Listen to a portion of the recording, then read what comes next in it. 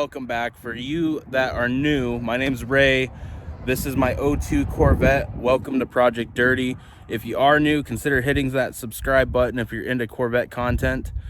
This week, what we're going to be going over is I finally have owned the Corvette for a year as of tomorrow. So we're going to be going over ownership cost of a C5 Corvette. Now, there's going to be a little variation and stuff just because of the customization, but this is going to give you a general idea of just how affordable these cars are. All right, guys, so obviously, first part of owning any vehicle is going to be the purchase price, licensing, taxing, insurance. So my particular car, it is a base model, it is an automatic. Those things brought down the price of the vehicle, but they were what I was wanting. I'm more of a fan of the Target Top versus like the Z06 and fixed roof coupes. Not saying I don't like them, because my preference is the more of the hatchback look of the base models. I'm into drag racing more than track course, which I don't know if a C5 Corvette is necessarily the best platform for drag racing in the first place, but the automatic is definitely going to be the superior one in that race with what I was wanting to do and what the plans of the car were.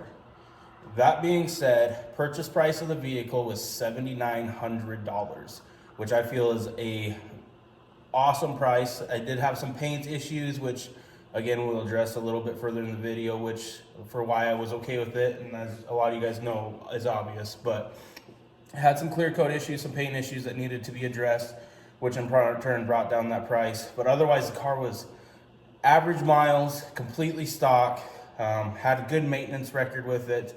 So $7,900 I feel was more than a fair price for this vehicle, and definitely something I consider to be a average to slightly below average price for a car of this caliber, of what I was looking for. I was more than happy to pay that. So we have a 7,900 purchase price. With that, my state has 4% sales tax. So that comes out to, there was a $316 charge for sales tax. The on-sales tax for the actual licensing and titling, the plates ran me $96 for the whole year, and then insurance for the 12-month policy for full coverage. This is carrying a $500 deductible collision, $500 deductible on comprehensive. Is $617 for the entire year, which again shows they're not as expensive as a lot of guys think.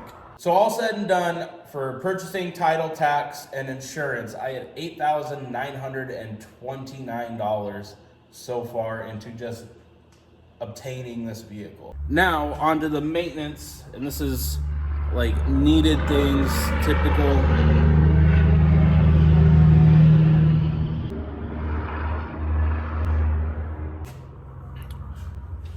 All right, now that the truck's done interrupting us. Typical, it doesn't matter if it's a Corvette or a Cobalt, you're gonna have to do it kind of things. I didn't drive this a whole entire bunch, I guess you could say, this year. So I had 2 oil change. I did one right when I first got the car, and then I did another about 4 months afterwards. When I really started getting it into, taking it out when it got nice and stuff, taking it out on the weekends and whatnot. So I have 2 oil changes. I do them myself. I run Mobil 1 full synthetic, and K&N oil filter on them. So I try to use quality parts on it. It is kind of the car I grew up wanting, which is why I went with it. But with that, the 2 oil changes, doing it myself, had a total cost of $137.88. As far as other maintenance, I haven't had any real problems with suspension or bushings yet. No, it's never broken down on me, except for I did have to put a new coolant reservoir in it. Just ordered a OEM replacement. It just had a crack in it. They're older plastics, they do deteriorate. That was $53.14. Going with it, I don't put a whole lot of miles on it. For fuel costs, my annual fuel costs, and this is one of those things that's going to change car to car, owner to owner, you know, situation to situation. I put 848.3 miles on the car. I average, you know, highway city, about 20.3, 20.4. For all intents and purposes, we're going to go with the lower mile per gallon. So we're going to figure 20.3. So figuring that at that 20.3 miles per gallon and having the 848.3 miles driven on it, that equals out to 41.78 gallons. Over the last year, I'm kind of figuring the average price of gas in my area has been $2.19 for premium. And that comes out to be $91.51 for a total fuel cost for the year, which is very, very low. Again, if you're dailying it, that's obviously going to be way higher. If it sits in the garage all year and you just want to look at it, it's going to be lower. And then the other thing I'm going to put under maintenance is going to be plugs and wires. I did go with MSD wires. They were $69.99, and I put NGK BR7 EFs. They were $19.98 for the set of 8, so very affordable. So maintenance costs for my last year, I have a total, and it's figuring replacement parts, maintenance parts, and fuel is $372.50, which is going to bring our grand total up to $9,301.50. All right, guys, so that brings us to where this is going to change. You could have 6 figures into this thing, you could have 0 into this thing, and that is modifications. I'm gonna have to use my list here, so bear with me. First thing I want to cover is if I have parts for this car and they are not on the car currently because I'm still need to get other parts to complete the project, or I just haven't had time to put them on, then I'm not including them in this list. They're not on the car. I'm not factoring those in. Those will be on next year's video, and we'll have to cover them then. First thing I did is I ordered the Speed Engineering long tube headers. They're 1 7/8". I got a video I will throw up in here somewhere. Catless X pipe. Those ran $419.99. I also had to order a set of O2 extensions for those front O2 sensors.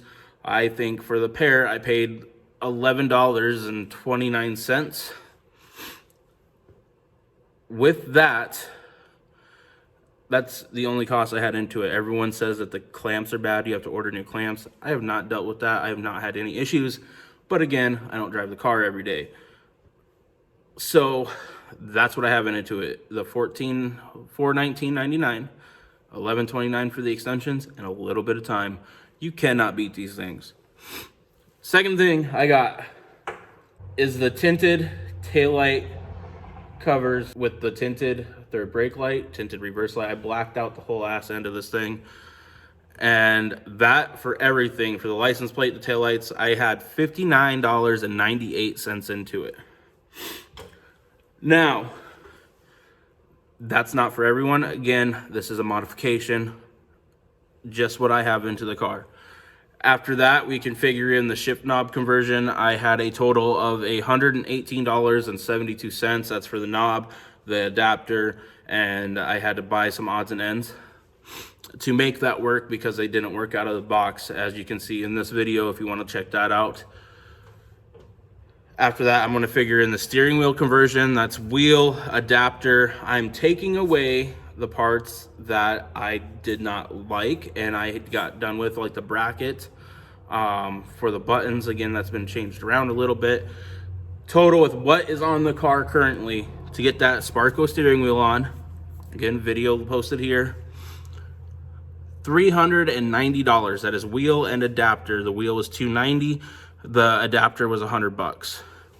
Now here it goes where I have most of my aftermarket performance stuff in the car for what's currently installed right now, and that is the Nitrous setup. At the time of purchase, I ordered the Nitrous Express Lightning 500 kit. 10-pound bottle, solenoids, just the basic minimum to get this nitrous kit on this car. At the time, I paid $649.99 with free shipping. I had $120 even into the purge, $129 into the Nitrous Express Maximizer EZ.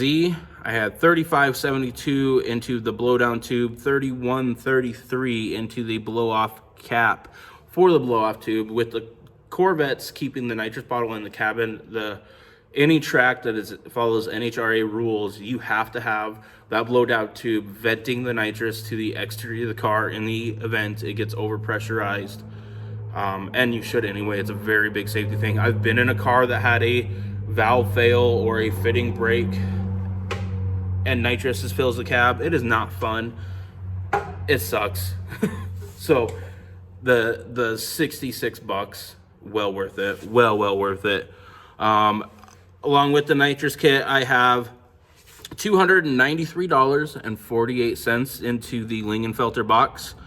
And then I have $153.25 in miscellaneous stuff. This is wiring, this is electrical connections, this is buttons, this is arming switches, just nickel and dime kind of things. I do have a couple things that I have additional onto this nitrous kit that aren't on the car yet.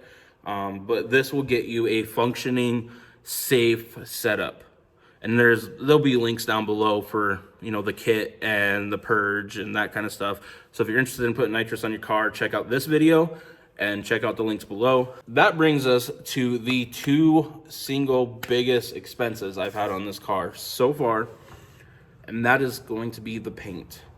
As I said earlier in the video, the paint on this car, the clear coat, it was just oxidized and it's scuffed up, and just the paint had been really neglected. I had heard when I bought the car that it had sat outside for a long time, unmaintenanced, underneath of a tree, so there was sap on it, and this paint had seen better days. I knew I wanted to paint the car when I bought it, so I didn't really care. As anyone that's been following the channel knows, the car is Synergy Green. The paint coat's from the 2012 Camaros, and I absolutely love this color. It pops on any car that it is. It makes any car look good. It goes awesome with the black. It goes that I have on the roof. It's loud. It's eye-catching. I absolutely love this color. I've loved this color since the day I seen it on a Camaro. And I knew this with 100% was without a doubt the color this car was going to be painted the day I bought it. If you've seen the video for the paint job, this wasn't a professional paint job. This was me and my buddy Dustin with Mindless Racing. Got it in, got it prepped, sprayed it in his booth, and it turned out awesome. I still have to ceramic coat it. I still have to do the final polish on it. But it is absolutely gorgeous. Total costs with materials, with what I threw Dustin, and little odds and ends that I had to get to do it. The gas cap door was cracked, and stuff like that. Little odds and ends. I had $3,385 into getting this sprayed. On top of that, I also ordered the Carbon Creations, the 4-inch cal vented hood, and that was $1,149 shipped. I'll leave a link for that below. For a grand total of what I have done for modifications on this car of $6,787.72, which brings my total cost of ownership with what I've done for the car, installed on the car, buying the car, to $16,089.22. There it is. I still think that these cars are 100% the best bang for buck car you can buy, without a doubt. This car on the bottle is for a street car, and don't take this the wrong way, guys. This is not the fastest Corvette out there. This is not the fastest street car. This is something that is still on stock cam. It's still on a stock stall. It drives around like a stock car with an exhaust and a tune. It's and on the pushable button I can haul ass. This car, pulling up to probably 90% of cars on the street will walk away from on the interstate for less than $20,000. That's you can't get into a Honda Civic for a new Honda Civic for $20,000. You cannot beat these cars, but bang for budget. If you're looking at buying them, do it. Do not hesitate. Do it.